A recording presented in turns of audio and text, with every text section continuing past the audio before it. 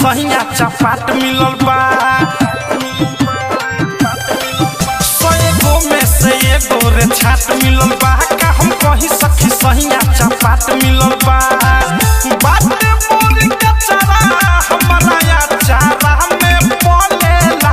बलमुआ पढ़ल हइल न काला मावा खोस के चलेला।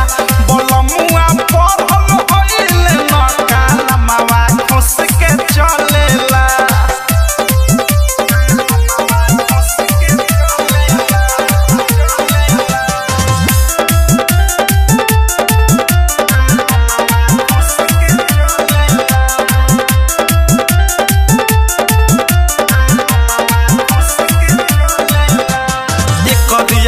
सखी मन नहीं भावे बाटे बड़ी भिखर खाली शिखर चबावे।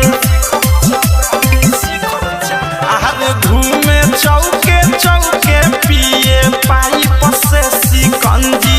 खोस लेवे कलम पेन लेवे लील चढ़ावल गंजी।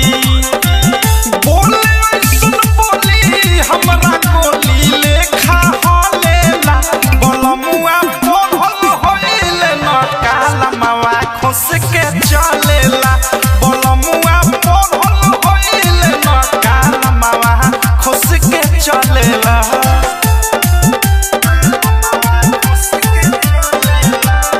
Recording by Missile Recording Studio. ठेहुन परले मोजा पेन्हे ठेहुन परले जूता। पैंट पेन्हे फाटा लागे नु चले बकुता। खाली बने पिनहिया हीरो सुखले मारे सटाइल। सुनय अनुराग बिके ससैया मीठू मिसाइल। प्रेमियों देश देखी रोजे रोजे चलेला। बलमुआ पढ़ल हइल न काला मावा खोस के चलेला। बलमुआ पढ़ल हइल न काला मावा खोस के चलेला। एगो में से एगो रे छाट मिलल बा। का हम कही सखी सहिया चपाट मिलल बा। बाटे मोरी के चारा हमरा या चारा में पलेला। बलमुआ पढ़ल हइल न काला मावा खोस के चलेला। बलमुआ पढ़ल हइल न काला मावा खोस के चलेला।